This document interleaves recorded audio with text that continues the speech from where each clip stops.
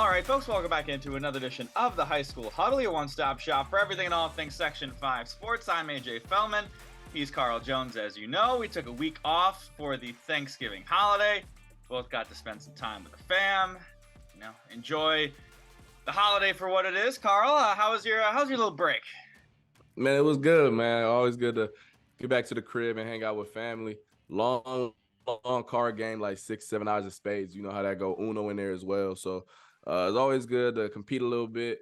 I'm not going to say what was on the line because, however you feel about gambling and all that good type of stuff. But regardless, it was fun, real fun. And it's always a good time to spend time with the family, especially when you don't see them too often.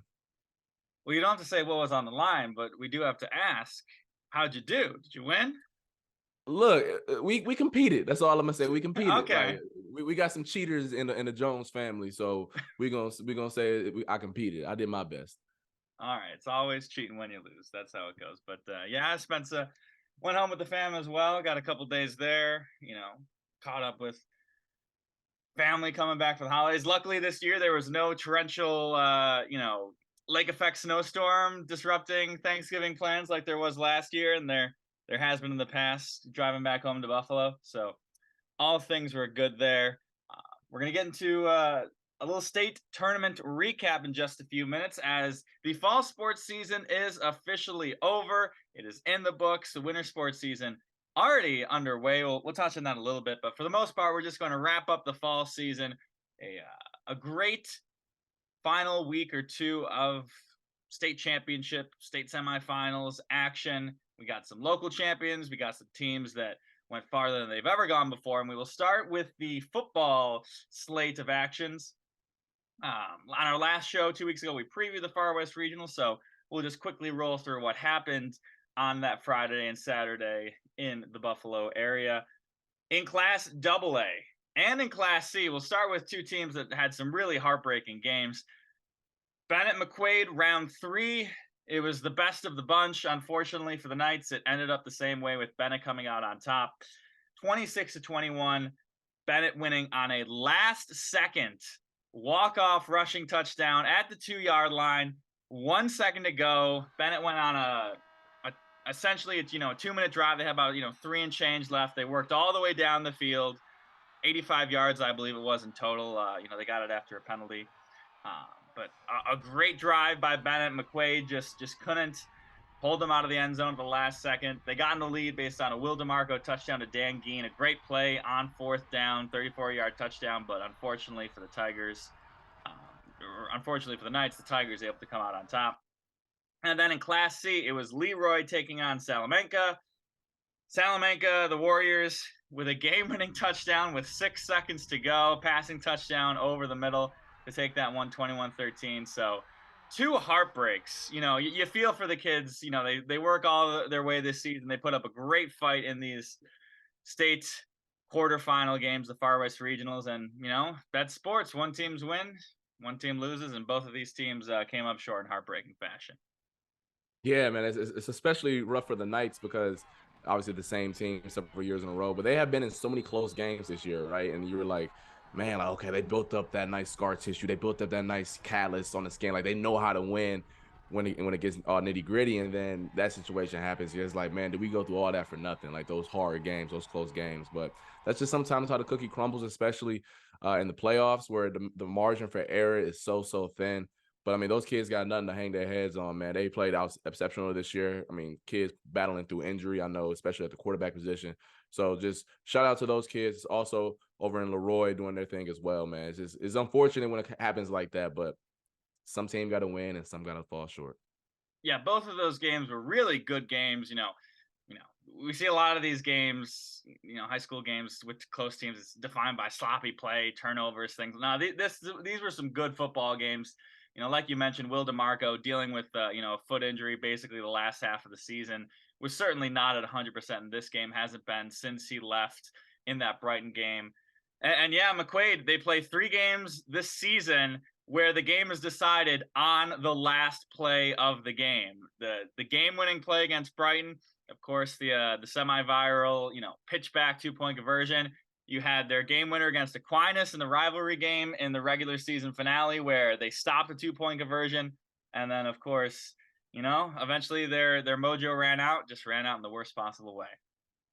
Other Far West regional games in Class D, Canisteo Greenwood lost a handed defeat by CSP to end up their season in the Far West regionals. And then we had two teams moving on to the state semifinals. East, they defeated Clarence 42-7. Defensive dominance, 7 takeaways, 2 touchdowns. Clarence, I was at this game. I think Clarence, they abandoned their run game too early for how long they needed to. Like, start of the second half, they threw an interception on the first play, which, it's just one play. But then, even just down 2 touchdowns, they started slinging it.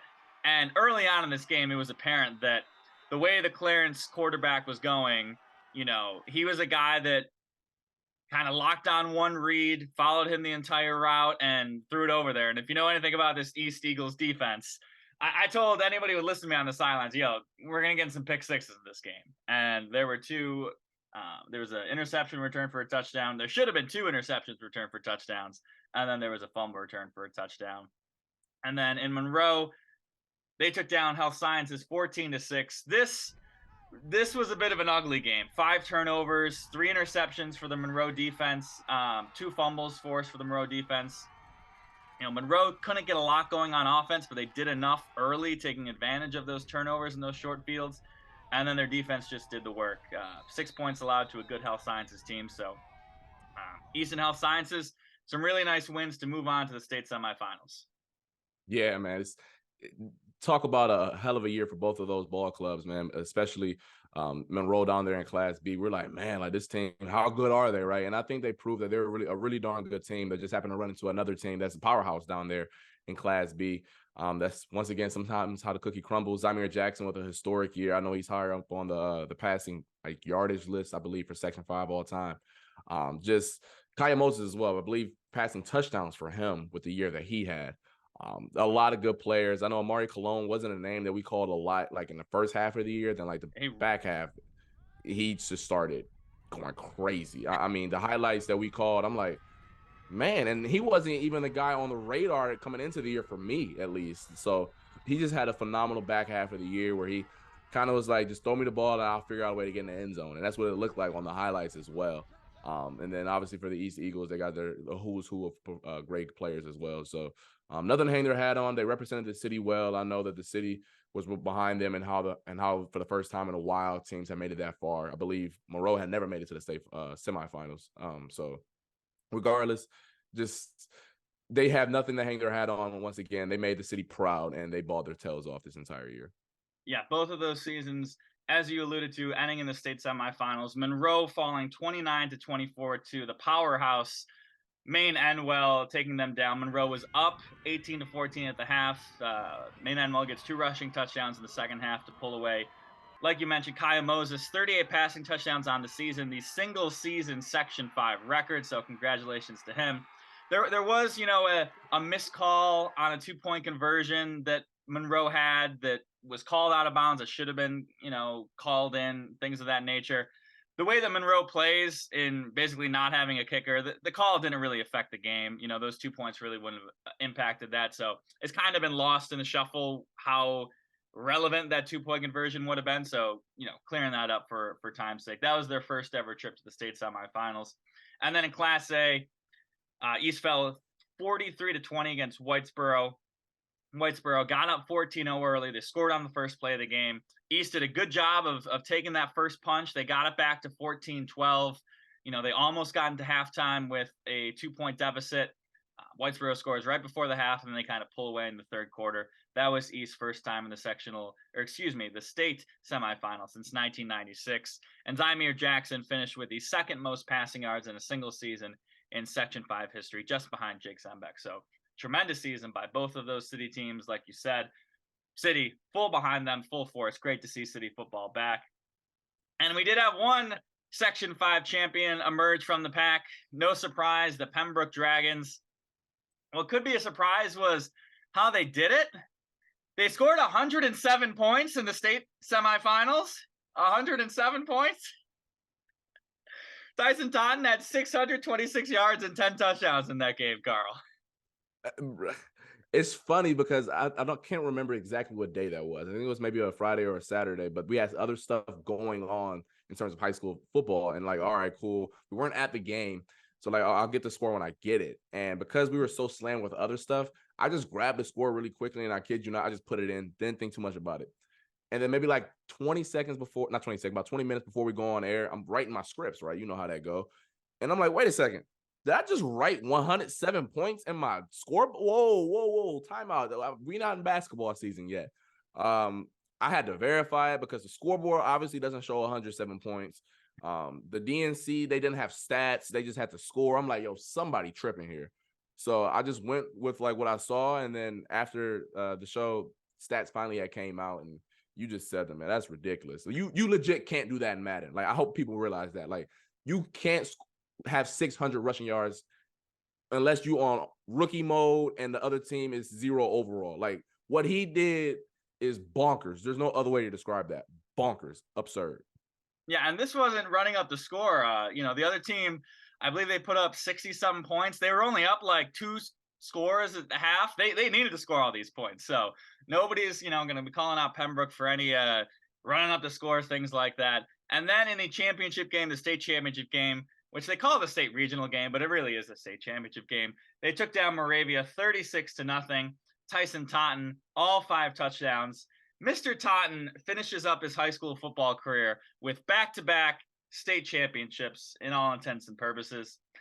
And this season, 4,235 yards and 71 touchdowns. 4,235 yards in one season. That's like high school. That's like, Derrick Henry full career numbers in high school. He's got more than that, but still, that is absurd. And like we've talked about all year on this show, 8-man, 11, we get it. There's a difference, but he's a baller no matter where you put him. Like Pembroke, Brighton, Schrader, McQuaid, it don't matter. He is a dude. Like when you watch him play, it's not like, he just, here's the lane and he's just taking off. Like sometimes that happens. Like he's fast enough to do that, but he'll put a little wiggle on somebody, give a little stiff arm, get off me, plays defense as well, obviously with the 8-man stuff going on. That dude is a great ball player. I know he'll be playing at the next level in some capacity. I know he's too good not to. So if you're hearing this, Mr. Tyson Totten, come holler at me. We got to see you in college somewhere, man. I don't care. NIA, D3, D2, whatever. You got to be playing, man. A great career. I know he's a good basketball player as well, so this won't be the last that we hear of him. So regardless, man, him and the rest of his teammates, just a dominant year, but led by none other than Mr. Tyson Totten. Yeah, Mr. Totten finishing number 1 in the US of A. Some teams still kind of finishing some games, but right now, number 1 in the US of A for rushing yards and rushing touchdowns on the season. So what else can you say? I mean, he's like by far and away, he's 600 more rushing yards than anybody else this season. So congratulations to Mr. Tyson Totten. So 1 state champion from Section 5, and we had some more emerge from Section 5 as well on the volleyball courts. Yeah, out there in the Glens Falls, Albany area, we got 3 of them. Fairport brought home 2. And Schrader, no relation to Schrader at all on this podcast at all. They're just another school for us. They brought home 1 as well. We'll start with the boys first. Fairport capping off an undefeated season, 21-0. Their 3rd state championship. I saw them one time in the sectional final. I believe that was against the Webster Lakers. And they had some dudes, like some legit dudes. And I'm like, obviously you don't know what the rest of the state looks like, but you're like, man, if this team gets out of this game, and Webster was obviously a fine team in their own right, they're going to run away and do this thing. And I believe they dropped 1 set in the pool play thing, but swept this the state championship against, I have it locked up right here, against Shannon DeHoa. Yeah, I can never get that name right. And that's why people be like, oh, just say Shen. Like, you know what? Shen from Section 2. They beat them. They swept them on the biggest stage, man. And I think what makes this cool, because I'm going to go over to the girls' side as well. But before I get to the girls' side, Spencerport had their season come to an end in Division 2. On the boys' side. But before I get to the girls' side, shout out to the DNC for discovering this. I had no idea. There's 4 sets of siblings on these state championship teams between the boys and girls. Like, talk about those 4 families. Like, they in heaven right now. Like, Can you imagine like if the one sibling won one, the other didn't? Like, oh, you made it all the way there and you did. I know me personally, I'd have been talking so much trash to my sister if she came up short and I got it done. I'm showing off the ring, the medal, all good type. I'm just like running the highlights on loop. Put the audio on loop just all day if they lost. But that didn't happen. That's so cool that the fact that happened. So shout out to Fairport and that. You got anything to say before I dive in with the girls? No, I mean, shout out to the parents who didn't have to deal with that on the car ride home and the coming future. Because that's where my mind goes to. Oh man, like depending on who does, it would have been tough. So congrats for Fairport for avoiding those snafus. Carl Joneses of the world playing this at loop. At breakfast on the way down. Changing the alarm clocks to play, and the Fairport Red Raiders win a state title. And Shenandoah wins on the boys' side. That would have been me. I'm telling you, We Are the Champions is going all day. Thanksgiving, Merry Christmas, all that. Ball dropping on New Year's. We Are the Champions is on replay. But shout out to Carl's sending out Christmas cards to all the extended family with the two respective runner-up at state championship. Carl's going all out. Yeah, W over my head, L over the other siblings. But that didn't happen because the girls did their thing as well with an undefeated season on the girls' side, Class AA.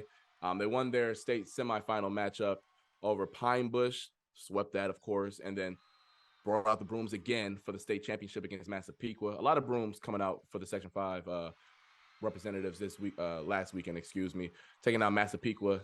And then none other than the Schrader Warriors, once again, no relation at all in this new sports department at all about our affinity for Schrader volleyball. But they did their thing, taking out Cornwall Central in the state semifinals 3-1.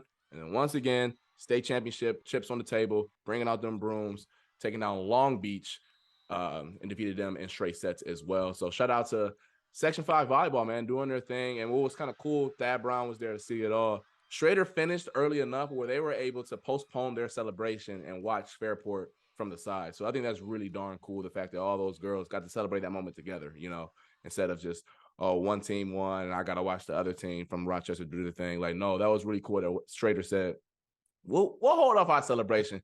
We know the Red Raiders going to bring one home too. Yeah, and volleyball is a sport, along with many others, where there's a lot of commingling between the teams when it comes to club. These club seasons that they go to are very long. The best of the best all get together. They'll travel and things like that. So I guarantee you that every single person on either the Fairport or the Schrader roster at least knew or were friends with one of the others. So I saw that firsthand in the Far West Regionals when, or maybe it was the sectional finals. But either way, I think Fairport was warming up. I think it was the sectional championship. Fairport was warming up, and like they'd see a Schrader girl come across, and a Fairport player would like get out of line, and the warm ups, and they'll give him a hug. Oh, congrats! I'm glad you do it. Let's go get one of my own. So nice to see that. Congratulations to all three of our state volleyball champions, Section 5, continuing to do very well on the volleyball stage. For sure. I got one more thing to say about Schrader as well. Sarah Ferruza, we want to talk about a high school career that isn't finished yet. State championship in girls basketball, state championship softball, and then she just got her one in volleyball as well. Wow. I mean, talk about a career at the high school level. Forget what you're doing at the next level. That is 3 state championships, 3 different sports, 3 different seasons, nothing to sneeze at. And it wasn't like she was just out there. I know I called her name a lot on the volleyball, for basketball, believe softball as well. And then obviously she did her thing on the volleyball court as well. So shout out to Miss Ferruza for getting it done yet again. Yeah, so that puts an end on our fall sports season, our fall sports schedule. We will not be doing an awards show on this podcast this year because it has been announced elsewhere. We're still working out the details, but we are collaborating with Primetime 585, as you've seen, this year long on News 8. We are doing a fall sports award show. It's going to be coming out sometime in December. We're giving out awards to everybody in all the sports and all the different schools. It's going to be a really great event. We're going to have them come into the studio. We're going to, get to celebrate all these great achievements. So we'll have that for you sometime at rochesterfirst.com and News 8. There's a chance we also just slap the audio up here on the High School Huddle, so you get to experience that. So we will not have our award show that we've done in the past here at the High School Huddle. But first, we just want to put a bow on the season real quick. And I'll start off first with my kind of takeaway from the fall sports season. I thought it was really cool that some of these champions that we've gotten, were kind of unique. We've had in the past, some dynasties, some go on, repeat champions, things of that nature. But the teams that were winning these sectional titles, these state titles, teams that have been waiting a long time to get that. You think of East football finally beating Canandaigua, getting the sectional title. You think of Monroe football winning for the first time since 1979, getting to the state semifinals for the first time in school history. You think of Spencerport girls soccer coming to Cortland so many times and finally getting back on top of the mountain for the first time in several years.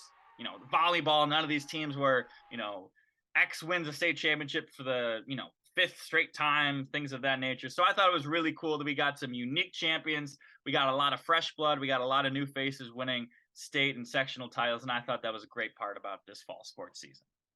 That's always fun, because sometimes our jobs are not ever hard, but it's just like, man, same old storyline. Here we go again. Got to figure out a way to make this sound unique and fun. But like the play on the field did it for us this year.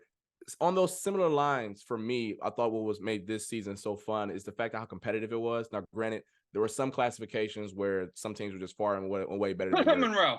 Yes, exactly. Thank you. The Red Jackets were far and away better than everyone else. But outside of that, though, it would have been hard pressed to say Spencerport girls might have been one as well, because I know that they took down Schrader and that would have been their 2 seed, I believe, in their classification. But it wasn't like a runaway, like, oh, here we go, like we know they're gonna win them, like we know they're gonna win, like it's a piece of cake, right? Like even East had to compete, they had to battle. I know that they against Brighton in that sectional final game, that was a little bit of a heavyweight fight, a little bit. McQuaid swinging with who did they play? UPrep. So like it wasn't like, oh, these teams are just far and away better than everyone else. It makes it fun. It makes it more, obviously, for the kids. You want to play in these games that are more competitive a little bit. Although me personally, I don't care how we get it done. It can be by 50, by 1. It don't matter. Regardless, the Trevor Lawrence mindset. Yeah. I don't care. I want my division to be trash. Yeah, for real though. Like, listen, the ring, the state championship, the brick don't say my classification was easy or not. It just say I got it. But regardless, for our job's sake, I thought it was cool how competitive they were and how you can really see the hard work come out in those clutch moments for those kids. No, a lot of really talented players, a lot of new faces emerging onto the scene who, really stood out, and it'll be great to honor them in just a little bit. So that puts a bow on our fall sports season. We're not going to touch on too much winter sports. Hockey has started up in the past weekend, kind of really gotten going this week. Basketball, some games have started up. That'll really kick up this weekend with some, season opening tournaments. There is one point that we have to touch on before we close the show here. And unfortunately, it is a little bit of a Debbie Downer moment to end the show. Mariah Watkins, the uber talented girls basketball star in Section 5 at Schrader, unfortunately has a torn ACL that comes via Paul Gotham from Pick and Splinters, confirmed by the team on their social media platforms. So really just a shame to see such a talented player, such a hardworking player, a great individual from Carl. You had the chance to interview her, I believe it was 2 years ago, and we've all interacted with the Schrader Warriors plenty of times over the years. So really just you hate to see it to anybody, but especially an athlete of their caliber who we were so much looking forward to seeing what they did this in their senior season. Just really a shame there. Especially because it's their senior year, right? Like you never want to see anyone get hurt, but your senior year, coming off of a year where you guys dominated your way to a state championship, not a sectional, a state championship, right? And the fact that happens, it hurts a lot. And like you just alluded to, I believe she was like my first high school story here, maybe one of the first. How she was a super sophomore. It was your first story that you had to do twice. Yes, that's for sure. Oh, yeah. So shout out to that goes to show you how good of a person she is. By the way, y'all. Usually, how it's supposed to go. You interview the person and you go back and put the story together. Well, me, I forget what I did and how I messed it up, but the footage didn't save. Something didn't happen right. I think what happened is we had to delay the story for a little bit because things was happening. And with our system, when you put it in our media folder system, if you don't touch it for a week, it goes away. And unfortunately, that happened to Carl, so he lost all of his interviews. But look, I asked him hey, I'm sorry this happened. Can I interview you again? Cool. Interview me. I don't care. And it ended up working out, man. So that speaks to her character. It's little things like that, though. We're you don't take it for granted in this business for sure. But great person. It sucks that happened, but I know that the girls are going to rally around this. Obviously, it hurts in the moment for sure. Whenever she's back on the sidelines with the team after she takes care of the procedure and all that good type of stuff, I'm sure that she's going to at least be a presence from the sidelines and help them out. Because I know when you watched Schrader, they really looked up to her, right? So they're going to have to step up on the floor, but I think she'll still be a good presence off the floor with how much of a leader she was. Yeah, they really didn't. Yeah, they really didn't. I don't believe they graduated a single senior off of last year's team.